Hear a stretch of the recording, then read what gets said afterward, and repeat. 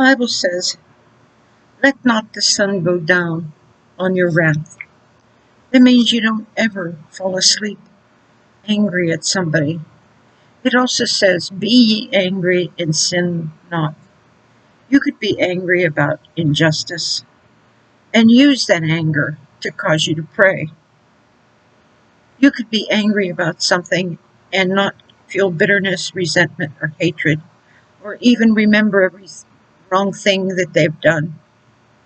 It is so hard to get out from underneath the scars of indifference, lack of affection, problems. Rejection is one of the hardest things that any human being could ever live with. Jesus died and suffered from being rejected by his own. The terrible trauma for a woman is when she's rejected by someone she loves. That is one of the most painful things. You could punch her in the mouth, which, has happened to me. You could punch her in the mouth. You could say all kinds of rotten things, but to reject her loving you is devastating to her. And I think about Jesus and how terrible the pain must have been for him to be rejected by his own. So when you are rejected by everybody that thinks, well, you should never be able to do this and you have no business doing that, that's rejection. Then you get tempted to be angry, but you don't have to give in to anger. You don't have to do those things. So if someone is mistreating you and they tempt you to be real angry and you want to hold it, if you don't make an effort to turn around and say, I'm sorry for my part of this conversation. I am sorry for anything that I did to provoke or hurt you. I truly am sorry I would never want to hurt you for the world. Because in my heart and my mind, Jesus died for you. It's like that one woman that was so upset because I did not contact her on Facebook. To this day, that hurts. I'm sorry that happened. But it doesn't hurt because it hurts my feelings. It hurts because I can't reach her to help her. That's what hurts. But somebody else that you love that mistreats you, I don't care if it's a mother that does that to you, or if it's a brother or a sister. I've been hated by them all. I mean, I'm not talking about little small fights. I'm talking about people literally hating without a cause, working to try and hurt you and harm you, working to make sure no one ever listens to you or believes you or talks to you or has anything to do with you. I'm talking about that. I've been hated by the worst. And still, if you can't back up and say, maybe I did do that, Lord. What did I do to hurt them, to make them so angry? What did I do? Help me to find out and figure out what I did. Because if I had any parts of it, Lord, forgive me and help me to forgive them. But if you can't back up like that, if you can't think in your heart that you could possibly make a mistake, you're never going to change. You're never going to have the power to be able to change the things that you are able to change. Because you're not able to change other people. But you are able to change you. So this is why I lead everybody to go back with God and work it out with God. That's how you work it out. You say, Lord, search me, O God. See if there be any iniquity in me. See if I've done any of these things. I'm accused of it, Lord. See if I did that. And when God shows you that you didn't, and it's all in their imagination, or then you have to look at what kind of scars are they carrying that causes them to be like this? What kind of things do they carry that causes them to think evil so quickly?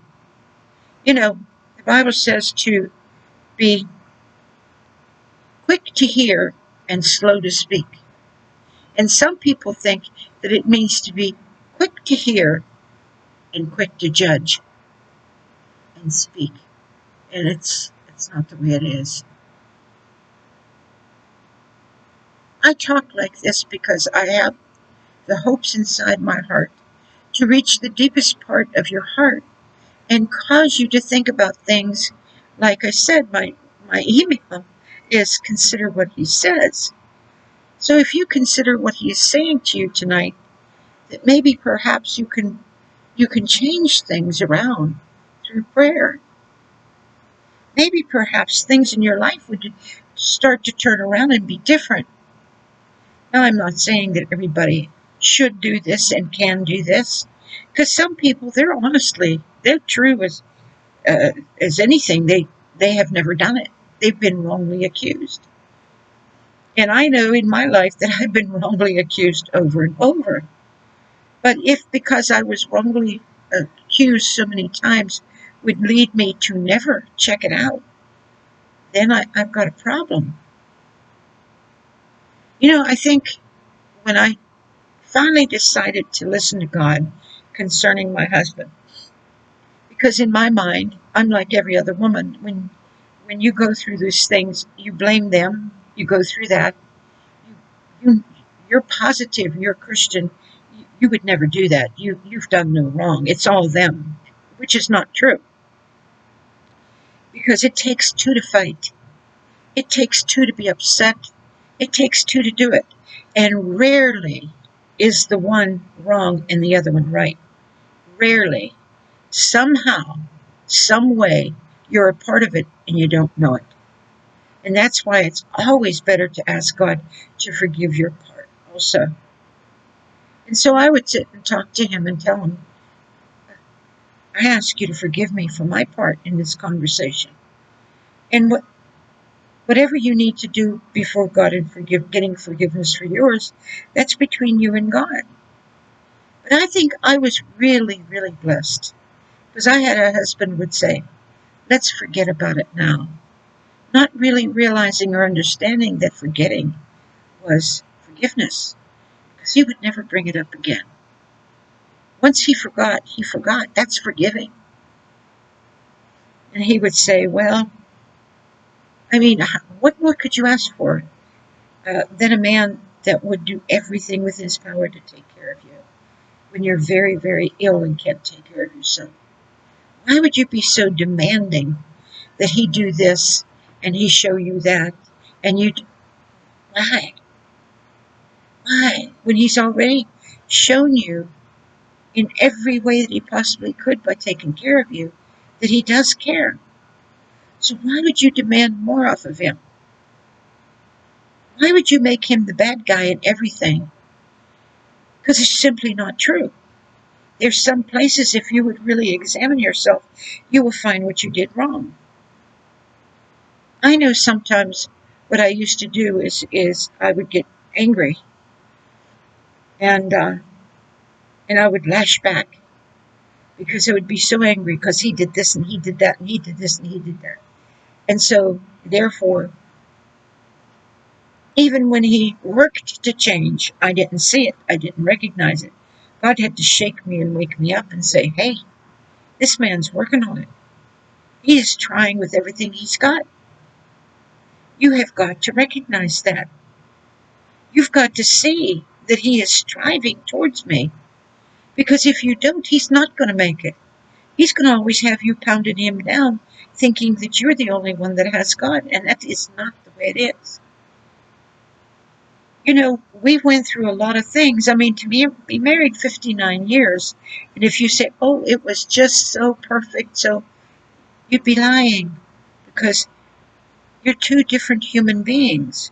And surely you've had trouble somewhere. But you know what? When you work it all out with God and together, oh my goodness, the rewards of the love that comes. Because when you give love, you will get love. I don't care what their mouth says. I don't care what they do. I don't care what you see. I don't care what you understand. Love covers a multitude of sin. Love will cover it all. Just keep on plowing into that. Just keep on keeping on. Because eventually, every person on earth that does wrong or hurts you knows they've done it.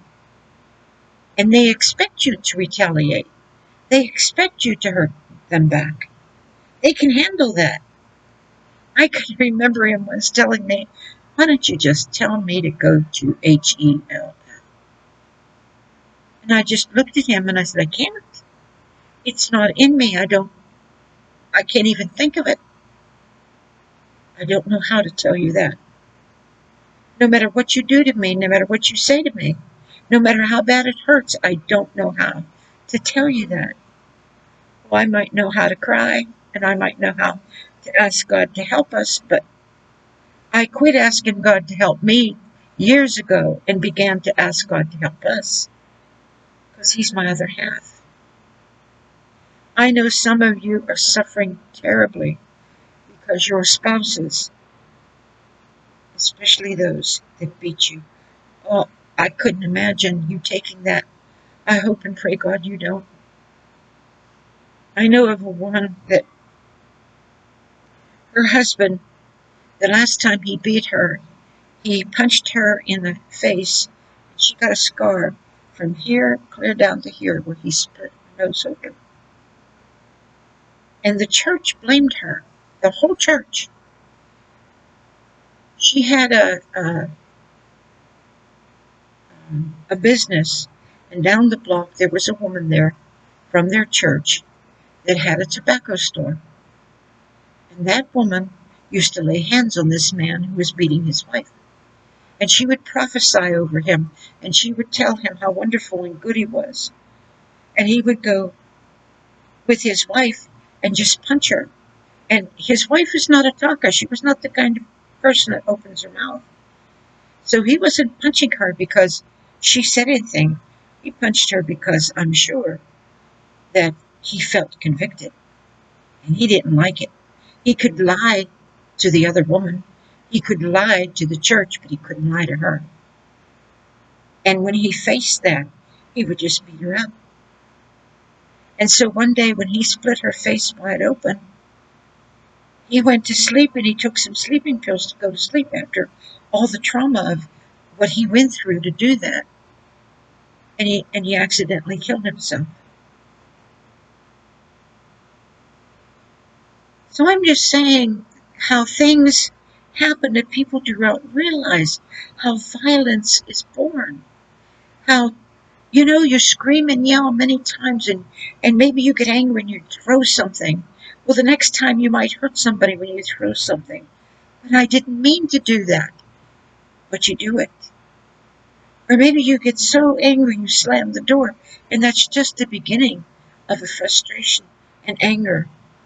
And then it gets worse. It grows from there if you accept that kind of action as though you were a Christian. Don't accept that. Don't believe that. Don't let anybody tell you that this is how a Christian acts, because it isn't. A true believing Christian would never do that. They would never allow the enemy to grow within them. They would kick him out immediately. I don't know why I'm having this little talk. I don't know who needs it. But I do know that God tells me this needs to be told. This needs to be understood. Not because I went through it and I overcame. No. It's happening everywhere.